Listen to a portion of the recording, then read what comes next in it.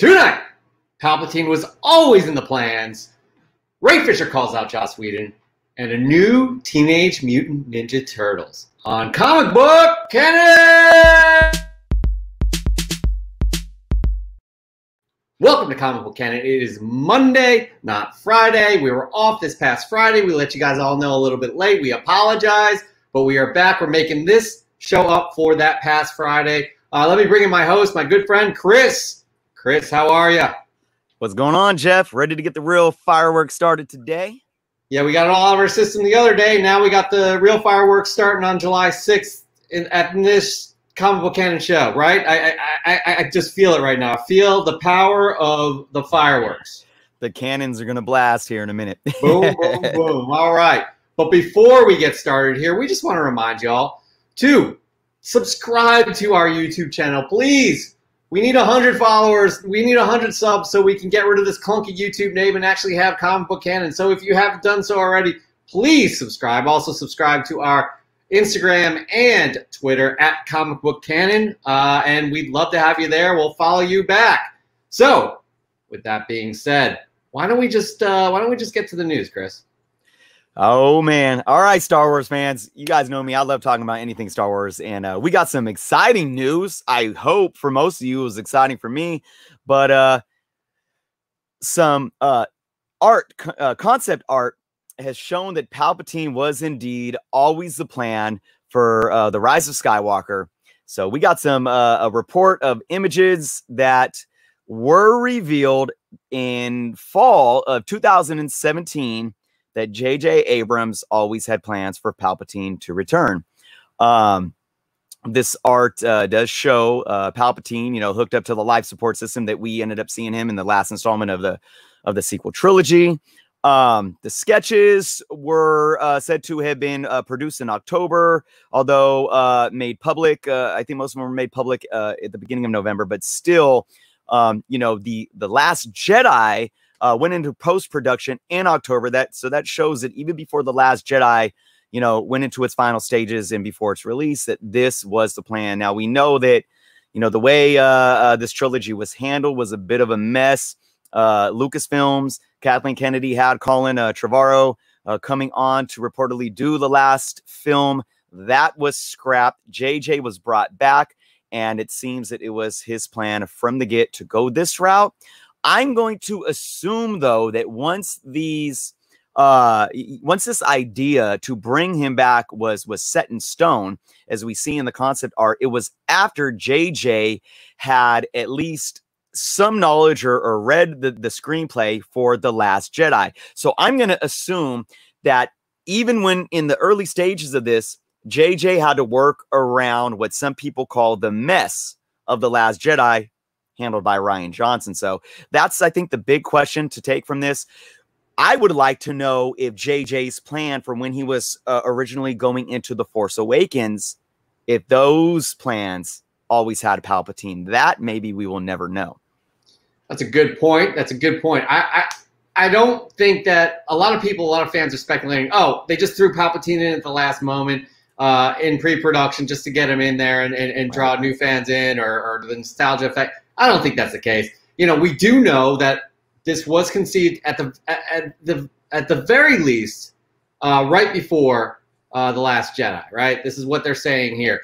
They had to have been talking about this from the get-go, before The Force Awakens. You don't make a decision like this without it being on the table for that long, and the decision makers were, having that there. Now, granted, I know Colin Trevorrow's in his script. I guess there was no mention of Palpatine, but I guarantee you through the whole development process, they had to have brought that up. Well, and you would think so, right? I think that this is something where we, just as fans that aren't even, heads at the table here, have seats at the table, that these would be no-brainers. But we can validly question if that was brought to the table because of how this was handled.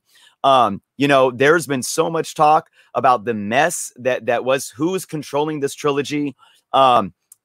It seems that Disney at one point basically gave Kathleen Kennedy the reins to do whatever she wanted to do, which it was stated that when they made the decision to bring Rian Johnson in to make The Last Jedi, it's stated, by rumor that she told Ryan, do whatever you want.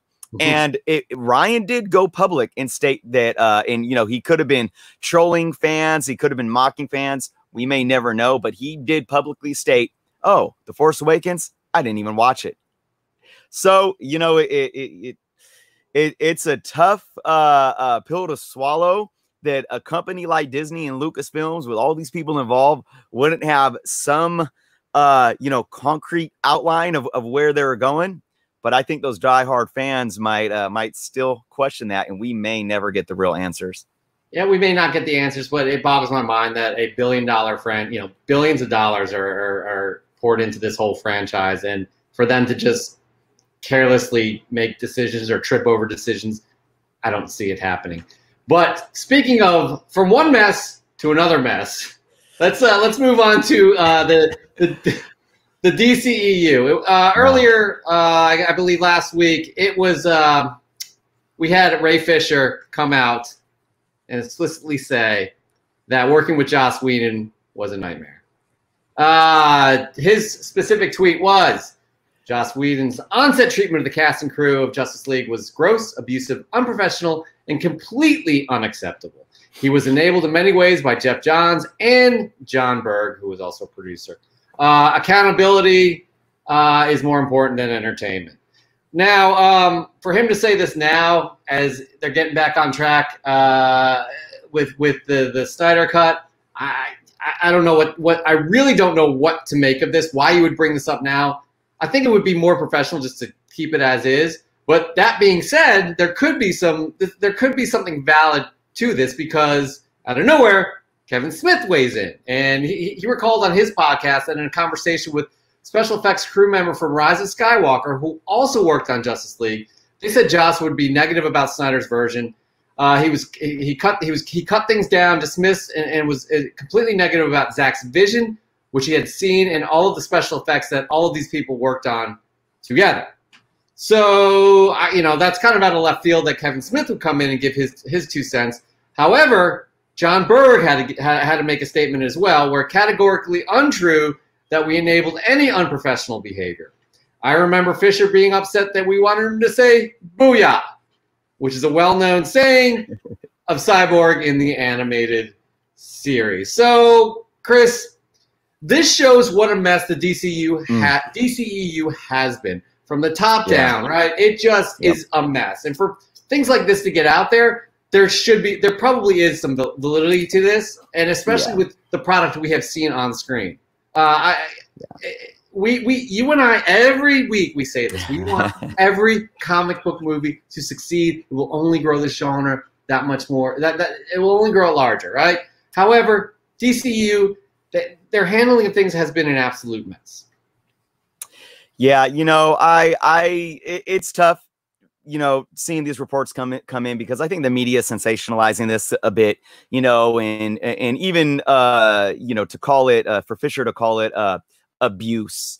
We are in a really delicate social climate right now, where there's a lot of real serious things happening, where it comes to racism, prejudice, or sexual assault within the entertainment industry, real serious things. If this just comes down to a matter of like ego bullying or egos on set, I think we need to be cautious of our wording. I don't want to undermine the fact that there was anything like that going on, that these individuals, these artists, these actors need to speak up. But to me, it seems like that's not the case here. It's just a matter of people kind of cat fighting it out here. You have, I'm sure, a strong-minded creator in Joss Whedon, who obviously had a complete different idea of what direction this film should take, and it showed in the movie. I'm telling you, it's like, it's like mixing ice cream with refried beans or something. I mean, it didn't work. And, I think one thing with Fisher is maybe he's so excited about seeing the vision of Snyder come true that he's not caring anymore. He didn't like working with Joss Whedon. They were, throwing sticks at each other, and he just wants to throw it all out there. And even with Kevin Smith weighing in, you know, with what those crew members said about Joss and how Joss was, you know, so negative towards Snyder's vision and whatnot. Again, it's so petty. It's so petty. But the bigger thing that I think to take from this is that you're right. Warner Brothers in the DCEU just didn't have their crap together whatsoever. And this is what happened from it. So again, you're right. I don't know why this is all coming to the forefront right now. Let's allow the Snyder Cut to come to the public. Let's celebrate it and let's move on and pray and hope that Warner Brothers can get their crap together moving forward. I mean, yes. And, you know, hopefully they could bring a new freshman, because even like with John Berg responding that and just a little dig saying Fisher didn't want to say booyah. It's like, come on, man. Just keep that. Leave it alone, okay? You could deny these allegations or whatever, but again, it just shows the pettiness and the cattiness. But again, let's just hope better days for the DCEU. We want them to succeed. And speaking of succeeding, we have a new reboot in the works here that we really want to succeed, right, Chris? I know I do. I should have pulled out I was digging through some old artwork. For those that don't know, I draw, and some of the first drawings that I ever did were Teenage Mutant Ninja Turtle drawings. And I just found some. I should have pulled them out because I'm excited about some Teenage Mutant Ninja Turtle news. We have an announcement that Seth Rogen will be the front runner in showcasing a new Teenage Mutant Ninja Turtles film with a cinematic release. But it's not what many of you may be thinking. It is an animated film. I like this. I love this idea. Two reasons. One, I think a lot of people were burnt out by the Michael Bay Teenage Mutant Ninja Turtle films. I'm not saying that they were completely horrible. You know, they did a job. You know, my kids enjoyed them. I still say the original ones were much better. Those are true to my heart. But I think we're a little Bay burnt here. We're burnt out by Michael Bayism. And I just think this is such a fresh take to go the animated route. It gives us a break for the franchise to really give some years and some time to build up to a new, you know, live action portrayal some years down the road. And I think this really will work well because I personally enjoyed the 2007 TMNT animated release.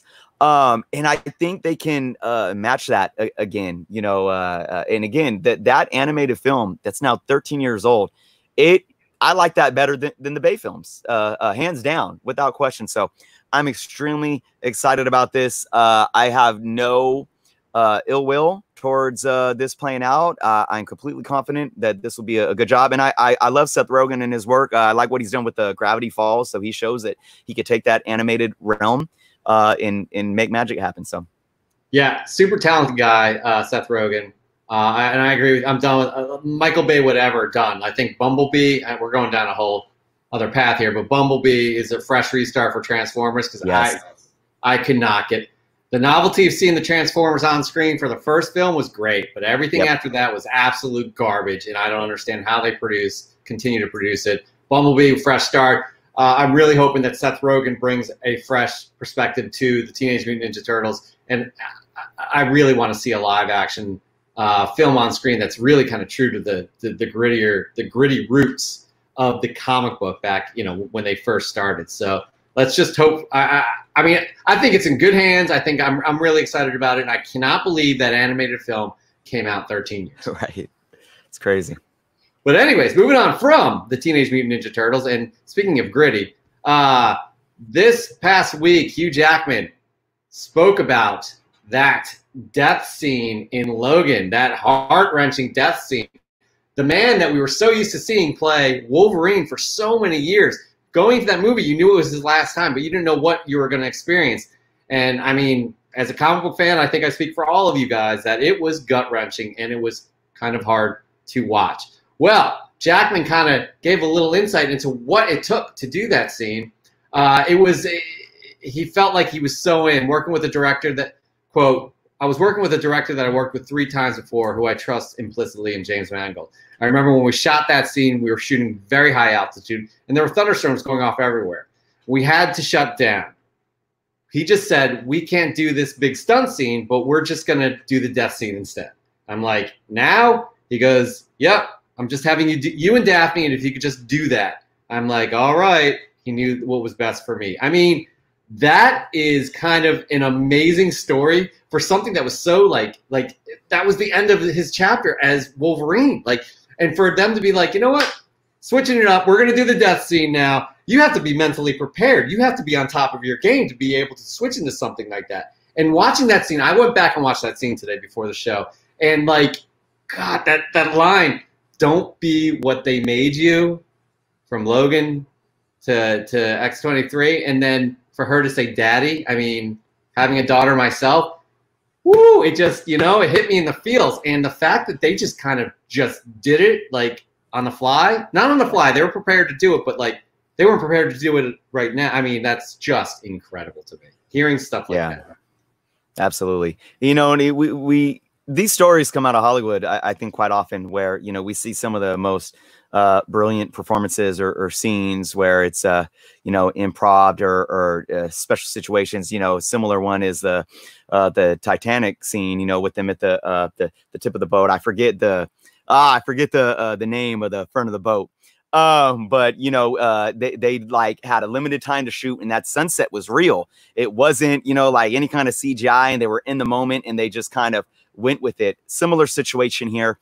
Like you said, you know, I'm sure there was some preparedness. You know, I'm sure obviously they were well versed on the script for that scene, but to have to just pull it out in that moment, you wonder if how much of the script or how much of their lines were kind of ad-libbed and just kind of free flowed. You know, that's what I would have liked to know, especially like you said, you know, just the one word, daddy. Like, I want to know if that was written in the script or that just came off top. But regardless, yeah, I mean, that's a scene that I think for me, anytime we watch it, it's going to, if not make you emotional, give you goosebumps.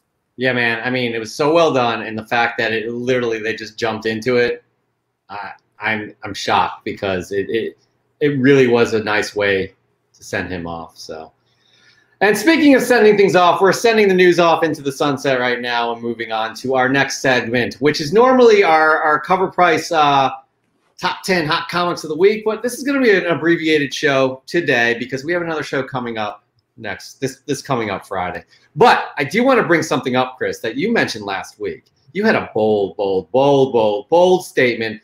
We all know Miles Morales he's the hottest character around these days, and I just want to play for the viewers what your bold statement, what your bold prediction was before we get into the, you know, just reviewing real quickly the top 10. Check it out, everybody. This is you to Chris. Do you think that it will increase, Miles will increase next week or decrease in terms of the volume that we have on the top 10 list? Whew. Okay, well, here's my thoughts. What do we have? We had 5 books, right? He took up half of the top 10 this week again. I'm going to say he's going to have 4 books on next week. You said 4 books. That was a bold move. I mean, it's not unfathomable.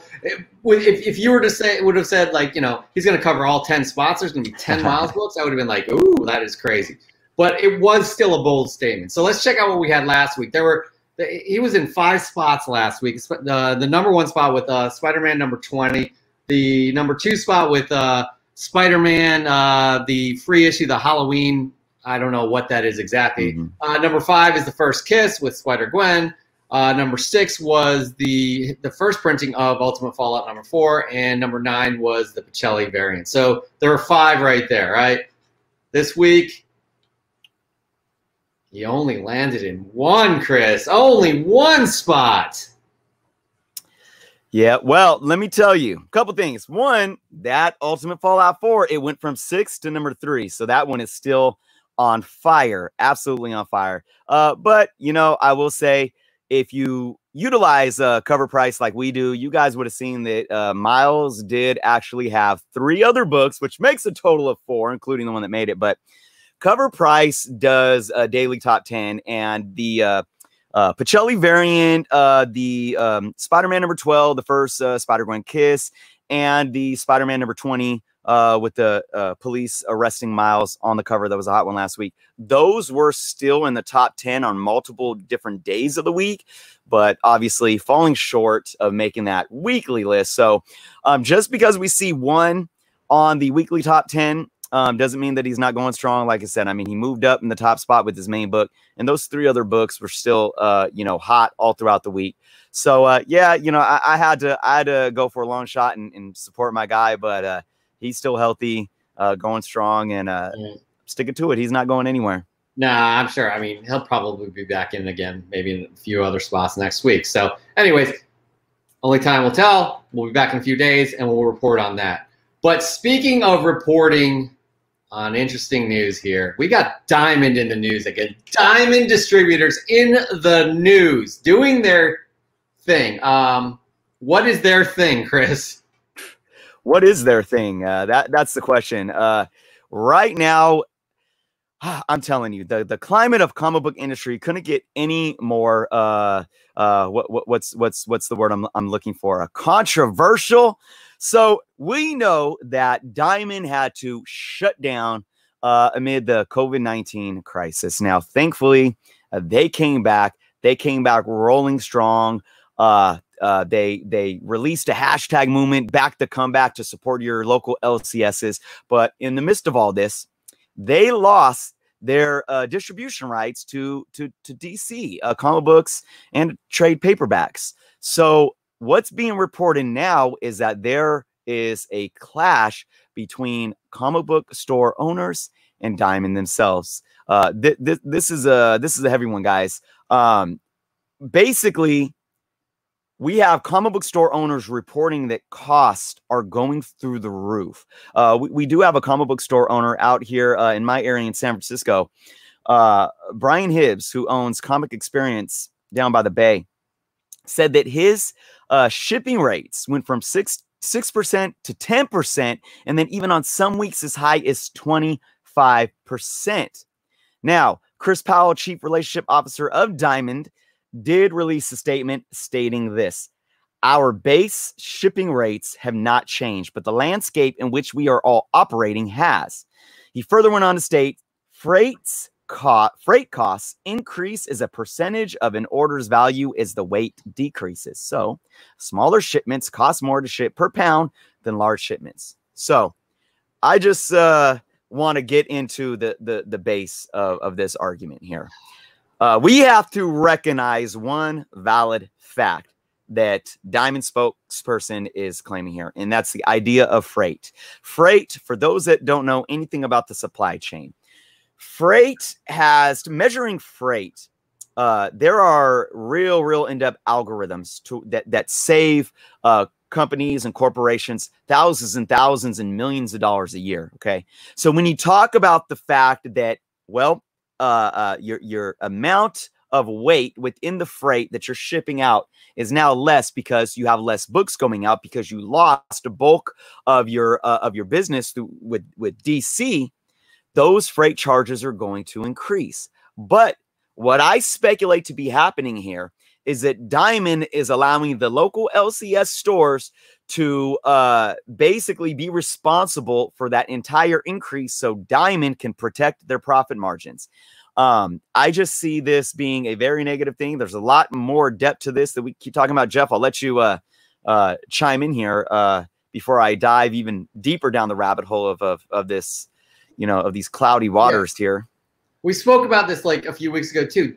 Like basically Diamond hasn't done anything to give us, the consumers, the benefit of the doubt, let alone local comic book shop owners. You hear about these, like they're a monopoly. Well, they were until DC decided, hey, we're going to disrupt this thing and do our own thing that's better for us. So they haven't done anything. Fact of this may sound like it's off topic, but a few weeks ago, they announced our comeback will be bigger, back to comeback. As you can see here, if you look closely at this logo, hashtag back to comeback, they trademarked that. Why would you trademark something that would be beneficial for your industry, something that you're doing as, that seemingly is charitable? I don't trust these guys. I think they've been a monopoly. I'm not a comic book shop owner. There are positives to having it, having your distribution come from one place. But at the same time, from what I see from like our perspective as consumers, it's just it's destructive in the way that they just are running things on their own. Because I know you have way more to talk about, so I'm going to hand it off to you. Yeah. Yeah, and I mean, you make great points, you know, and as a businessman myself, you really got to look at this from a businessman point. And I can speak for myself. I'm sure I can speak for you too, Jeff. We're not here to sit and make invalid claims to throw anyone under a bus, especially a company that depends on success. Obviously, this company is huge. Our personal opinions probably won't have much of an impact on them, but still, we hold ourselves to ethical standards on the show. But we can only take the data that is given to us. If this isn't about protecting their image, protecting their profit margins, then Diamond needs to come out and be transparent at that, instead of allowing these comic book store owners that are struggling as is because of this market, you know, that we're in right now with the COVID crisis. They need to come out and say, look, this is our books. This is where we're getting hit, and it's only fair because of this, and this. There's no transparency at all.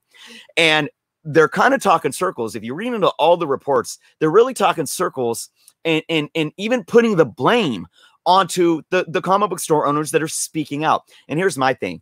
My thing is that they're trying to protect their brand because, yes, this is a situation where you can look at Diamond for the last, however, you know, 15 plus years have had a monopoly hold on the market. And for those, you know, I think the term monopoly is misused a lot.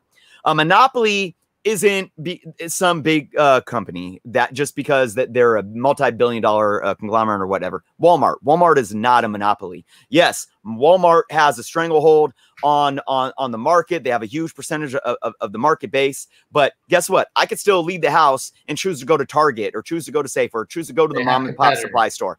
All right. I don't have to go to Walmart. When you're buying comics, when you need comic books distributed, there's no other place to go to.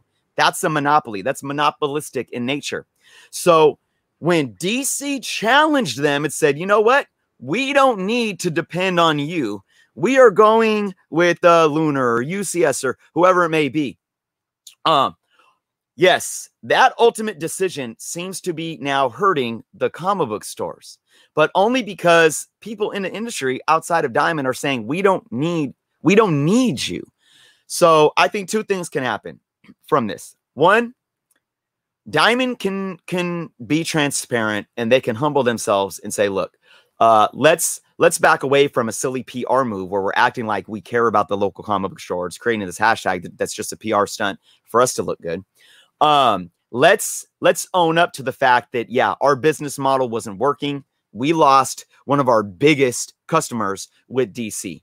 We don't want to lose Marvel. We don't want to lose the LCSs. We want to make sure that this industry stays strong and thriving. What can we do? They can do that. The second thing that they can do is they can still walk around with their noses in the air, and they can hurt the industry in multiple ways. And one is you're having LCS stores that are hurting already, and now their costs are going up. You already have a customer base that is hurting financially, paying that $3.99 price tag. So you can have you have the publishers in the middle of this. You have Marvel that can say, I can make a decision here and go with somebody else to help me out, because if the LCSs aren't buying books, it's not going to help Marvel. Now, Marvel has a choice to then go to these big retailers that want to open back up the newsstand market, right? And now that can inevitably hurt the LCS stores as well. But ultimately, I don't see, like your Walmarts or your Targets getting newsstand issues in, because they're not going to be offering pull lists and previews and whatnot.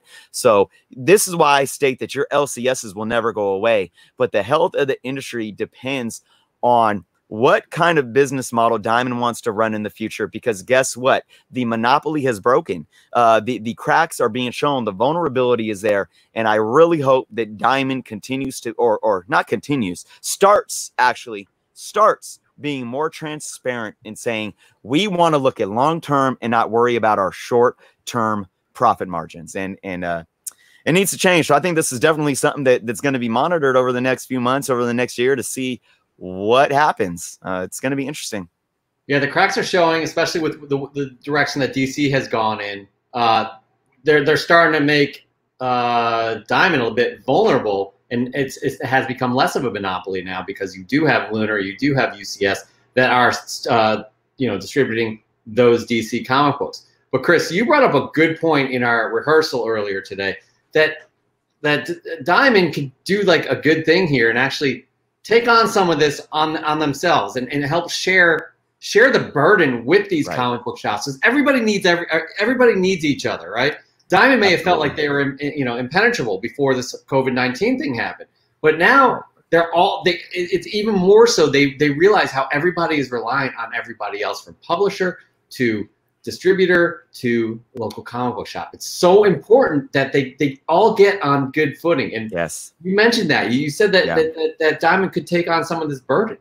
Yeah, and they're all links in the chain, and you're right. And when we think about this, how this isn't, as simple as a two-party supply chain system here. You have multiple links in the chain because you have the distributors, but then you have the publishers, and then you have the LCSs, and you need all of them to work. And the thing that we need to recognize here and not overlook is that Diamond lost DC. It wasn't anything the LCSs did. The store owners didn't do anything to blackball or to say, you know what, Diamond, we don't want to deal with you anymore. Diamond did that on their own. So to throw the burden, the fact that your freight now, it's not that the LCS stores are ordering less from them because they want to. Oh, we're just going to order half the books that we did before. No, we can't order as many books because you don't have the books now because you don't have DC.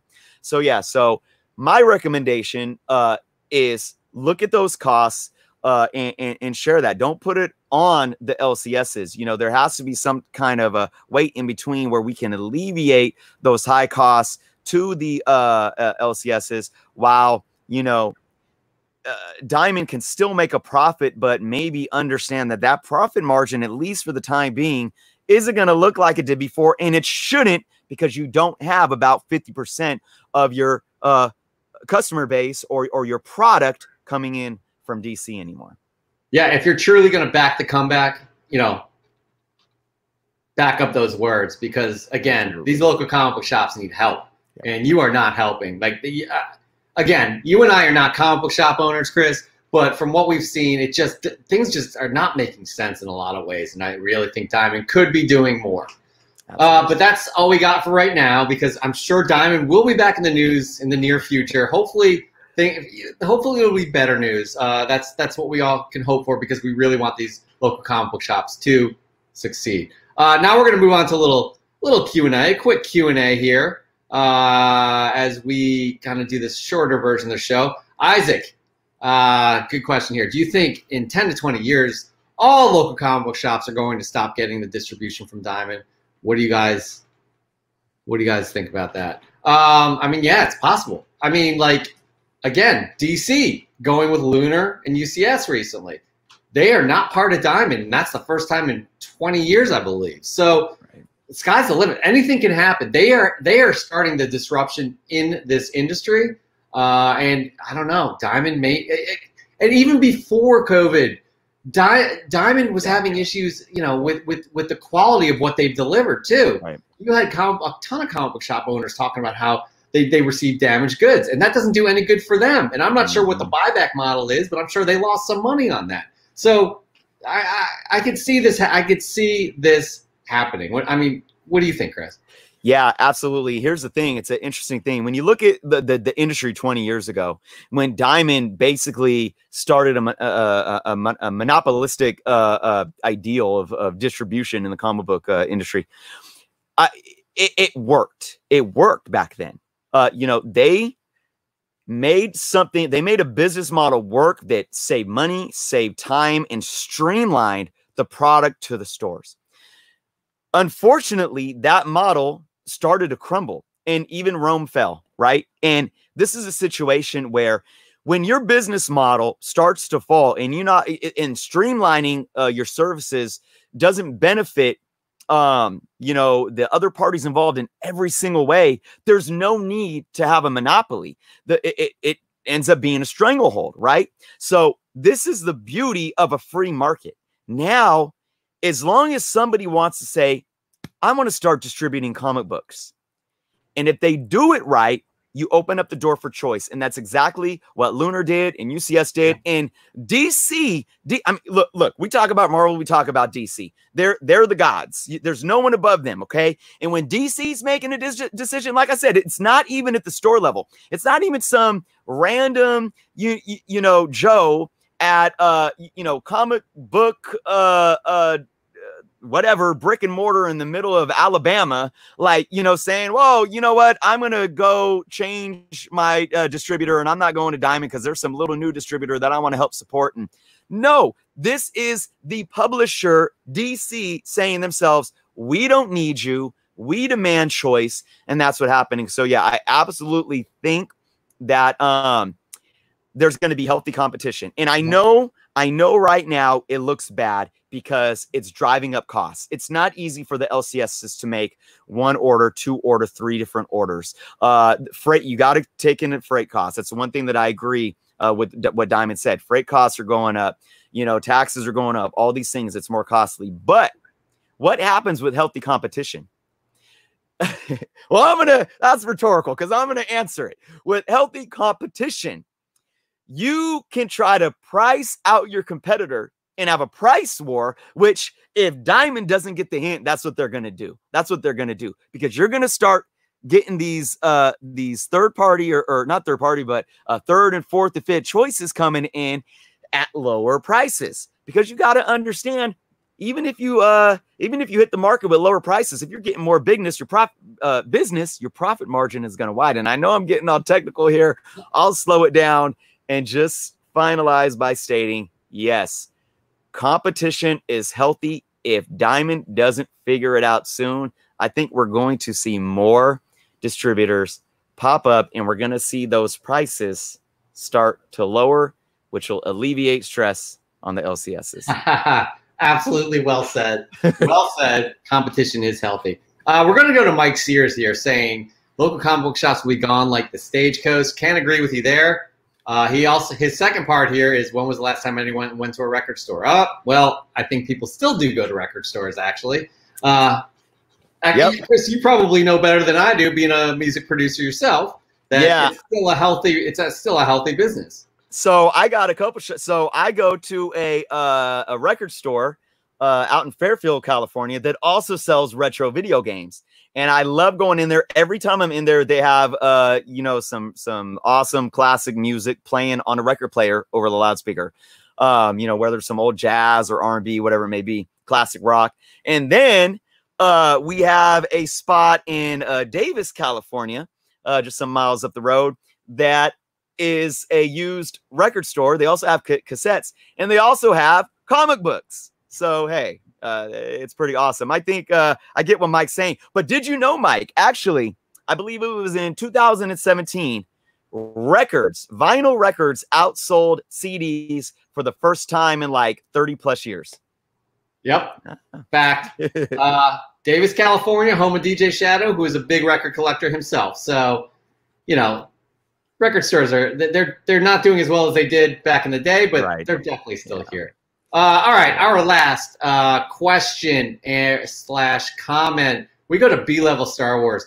His computer froze. He missed the start. He hoped he didn't miss the Star Wars segment. He did. So we'll go back real quick. We were just talking about how Palpatine, he was always in the plans, B-Level Star Wars, as proof of this sketch here from October 2017, right before Rise of Skywalker came out.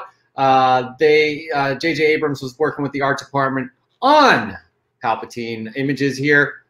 So that's proof right here that Palpatine was always in the works. So that's basically what we're talking about. Feel free to comment after the video. We can talk more about that. But that's our show for today. We are going to wrap it up. Thank you all for joining us on a Monday. We will be back this Friday, 9 p.m. Eastern Time, 6 p.m. Pacific Time. Please be sure to subscribe to us. We really want to get that YouTube URL to Comic Book Canon, not YouTube URL clunky. So we really want to get away from that. But again, thank you so much for joining us. We hope you had a great 4th of July weekend. We hope you have a great coming up week, and we will see you this Friday. Chris, you got any parting words? Absolutely. Be safe. Keep collecting. Keep collecting indeed. Y'all have a good week. We will see you Friday.